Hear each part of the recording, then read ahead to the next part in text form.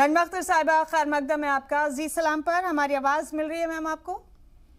मिल रही है जी, आपको बहुत मुबारकबाद पेश करते हैं। आपकी स्टूडेंट श्रुति शर्मा ने टॉप किया है यूपीएससी सिविल सर्विस 2021 में। इस हसूलियाबी पर क्या कहेंगे?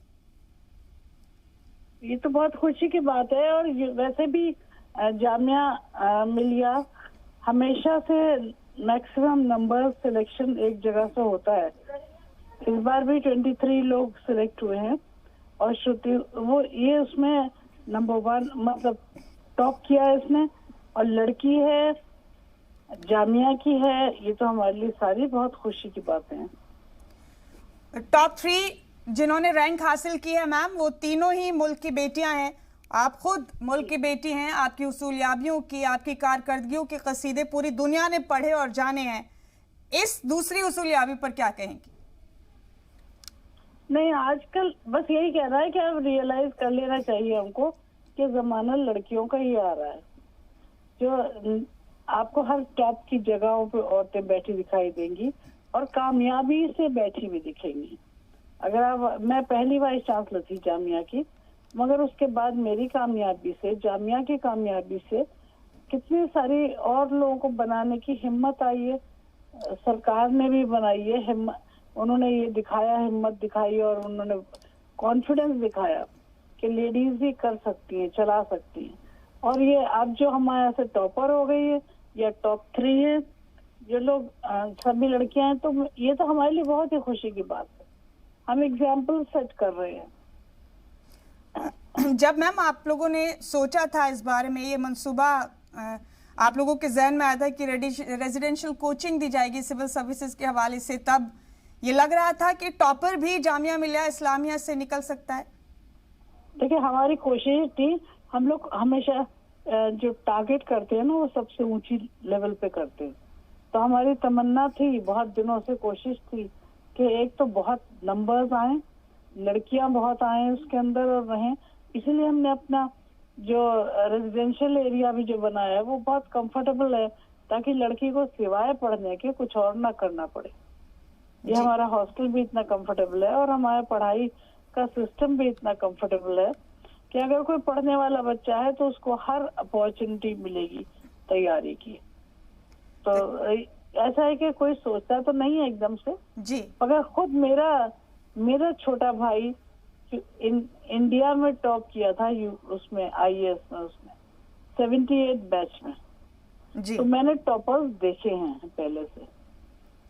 मैम, रेजिडेंशियल कोचिंग के लेकर रद्द अमल किस तरह के थे या रिस्पांस आपको किस तरह मिला? क्या बड़ी तादाद में स्टूडेंट्स को की ललक आपको नजर आई रेजिडेंशियल कोचिंग का हिस्सा बनने के लिए? देखिए, रेजिडेंशियल कोचिंग हमारी बहुत दिनों से और बहुत सक्सेसफुल चल रही है।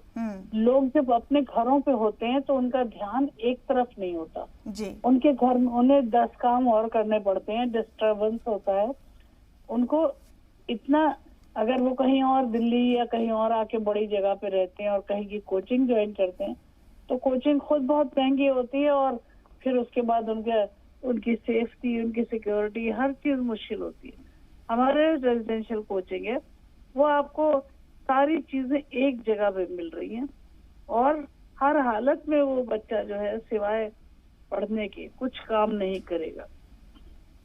जी, तो इस तारीखी मौके पर मैम कोई खास पैगाम आम करना चाहेंगे आप? मैं ये कहना चाहूंगी कि मुझे बहुत खुशी है कि हमारे यहाँ की बेटी ने टॉप किया। ये तो इससे बड़ा अचीवमेंट कुछ नहीं हो सकता जी। और हम लोग चाहेंगे कि साल दर साल यही होता रहे। हमारी टॉप 3 भी लड़कियां हैं, ये भी एक बहुत बड़ा लैंडमार्क है, देश के लिए लैंडमार्क है। और इस कौम के लिए, जो लड़की की कौम है, लड़की का जो आगे बढ़ना है उसके लिए एक इशारा है कि अब तुम्हारा वक्त आ गया करने का। और सबको मैं कहूंगी लड़कियों को कि कभी भी इससे मत घबराओ कि मैं कोशिश नहीं करूंगी। ज्यादा नहीं आओगी ना, क्या बिगाड़ लेंगे कोई जी। मगर अगर तुम कोशिश करोगी तो कहीं ना कहीं आओगी। और ये जो आपको 23 का नंबर दिख रहा है ये बहुत कम है, क्योंकि इसके अलावा बहुत सारे स्टेट उसमें एंट्रेंस टेस्ट में और बहुत तरह के टेस्ट में ये आ चुकी हैं। लड़कियां सिलेक्ट हो चुकी है, लड़के लड़कियां दोनों। जी तो हमारे जो यहाँ से निकले हुए बच्चों को जॉब्स मिल रहे हैं, वो भी सरकारी और वो भी सबसे ऊंचे जॉब्स। वो उनका नंबर बहुत ज्यादा है। जी हम अपने प्राइम मिनिस्टर के साथ मिल के ये उनकी जो तमन्ना है, उनका जो शौक है कि हम लोग सबको पढ़ाएं, अच्छा पढ़ाएं, केपेबल पढ़ाएं और हम देश को केपेबल एडमिनिस्ट्रेटर्स भी दें, जी वो पूरा करने में हम जामिया पूरी तरह उनके साथ है। जी, यानी आप समझती हैं हम इस बात को कि चैलेंजेस बेशक कम नहीं हुए बेटियों के रास्ते में, लेकिन बेटियों का हिम्मत और हौसला बढ़े हैं उन चैलेंजेस को मजबूती से फेस करने के लिए, और कामयाबी की राह हमवार हो रही है। इसीलिए आप बिल्कुल ठीक कह रही हैं। कामयाबी उनके लिए कामयाबी थी ही बेटियों के लिए, मगर उनको लोग रोकने वाले बहुत थे। अब हम ये इस तरह के रेजिडेंशियल कोचिंग जो है उनमें रोकने की जो वो थी व्यवस्थाएं थी, जो बच्ची को बढ़ने से रोकती थी, वो कम हो गई हैं। वो इसलिए अब उनका बढ़ना जो है बेरोक टोक हो रहा है और ये और बढ़ता ही रहेगा। ये इससे भारत देश जो है अपने यहाँ की बेटियों के साथ ही बढ़ेगा। और वो जितने बेटे जो इसमें सिलेक्ट हुए हैं और जो नहीं सिलेक्ट हुए अभी, कम से कम आधे लेवल पे इंटरव्यू तक भी कॉल हुए, मैं उनको भी मुबारकबाद देती हूँ कि वो एक लेवल तो कर गए ना क्रॉस जी, अब दूसरा लेवल ही तो बचा है जिसको वो ये अगले साल में करेंगे।